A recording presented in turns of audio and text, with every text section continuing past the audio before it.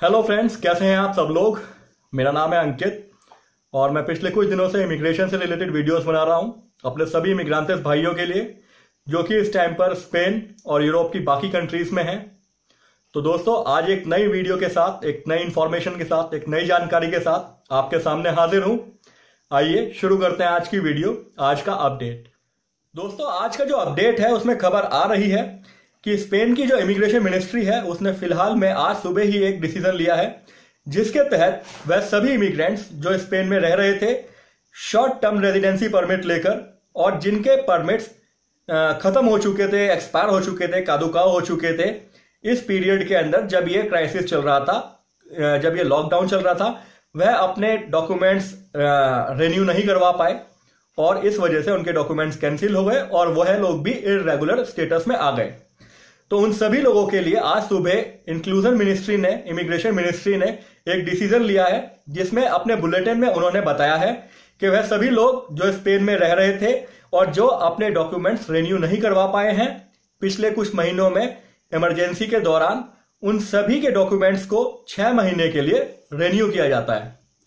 यानी कि उन सबके डॉक्यूमेंट्स जो कि स्पेन में रह रहे थे और रिन्यू नहीं करवा पाए थे, वह इर्रेगुलर हो गए थे, उन सबको ऑटोमेटिकली 6 महीने की रिन्यूएशन मिल चुका है। उन्हें किसी भी ऑफिस पे जाने की जरूरत नहीं है, कहीं एक्सट्रांखेरिया पे जाने की जरूरत नहीं है। वह सभी लोग 6 महीने के लिए ऑटोमेटिकली रिन्यू हो चुके हैं। इसी के साथ उन्होंने बताया है कि वह लोग भी जो स्पेन से बाहर जा चुके थे, जिनके पास टेम्परेरी वीजा थे, यहाँ के टेम्परेरी रेजिडेंसी थी और उनकी एक्सपायर हो गई थी, रिन्यू नहीं करवा पाए थे क्योंकि फ्लाइट सारी बंद थी, सारे देश बंद थे, बॉर्डर बंद थे। तो उन्होंने कहा है वह सब लोग भी अपनी उस डॉक्यूमेंट को लेकर जो उनके पास था अप्लाई कर सकते हैं वापस आने के लिए और उनकी जो रेजिडेंस कार्ड है वो भी ऑटोमेटिकली एक्सटेंड कर दिए गए हैं अगले 6 महीने के लिए। तो एक तो थी अपडेट दोस्तों ये। दूसरी हम लोग शेयर करेंगे दोस्तों, आज बात है कि कल जो गवर्नमेंट का डिसीजन आया था यहाँ के इमिग्रेशन पॉलिसी को लेकर के उनके दिमाग में क्या चल रहा है इस टाइम पर गवर्नमेंट में, उसको लेकर जो उन्होंने कल एक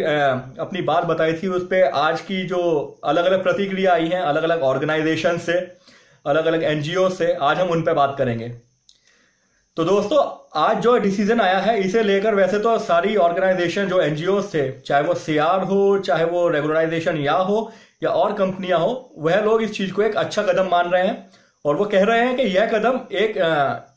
पॉजिटिविटी की तरह लेना चाहिए और इससे हम एक कदम और पास आ गए हैं रेगुलराइजेशन मैसिव लेवल को लेकर। उन्होंने बताया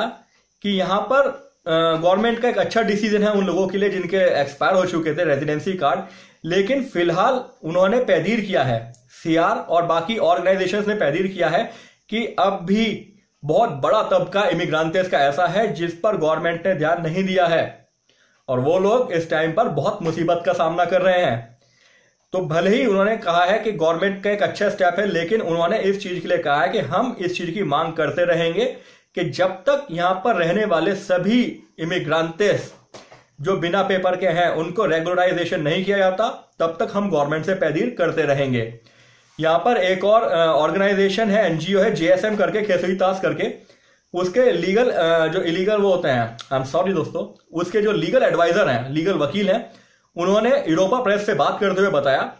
कि यहां पर अगर रेगुलराइजेशन करना है तो यहां की इमिग्रेशन लॉ में ही बहुत सारे ऐसे टूल्स हैं, बहुत सारे ऐसे रेगुलराइजेशन हैं जिनको गवर्नमेंट चाहे तो किसी भी वक्त यूज कर सकती है और यहां पर रेगुलराइजेशन कर सकती है, लेकिन उसके लिए जरूरत होगी एक कलेक्टिव इच्छा शक्ति की। यानी कि जब गवर्नमेंट और बाकी पॉलिटिकल पार्टीज इस चीज को सपोर्ट करेंगी, उनके ऊपर प्रेशर होगा, तो ये रेगुलराइजेशन संभव है।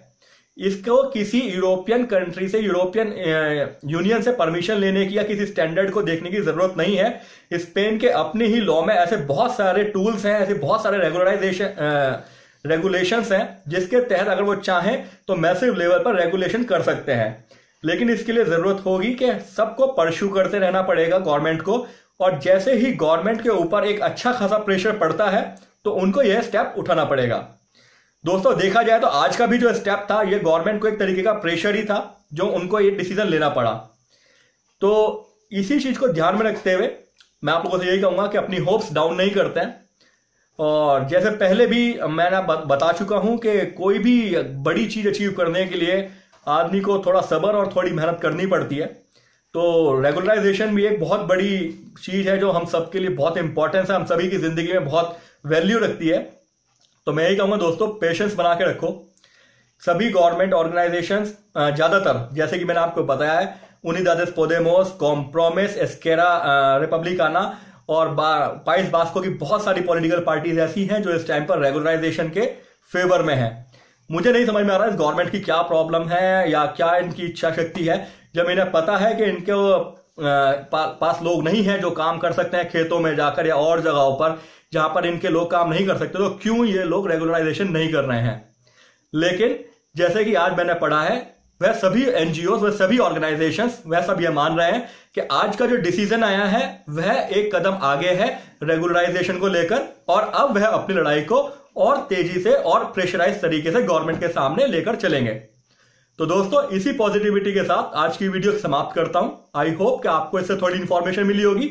अगली वीडियो में अगली अपडेट के साथ आपके सामने हाजिर होऊंगा। धन्यवाद।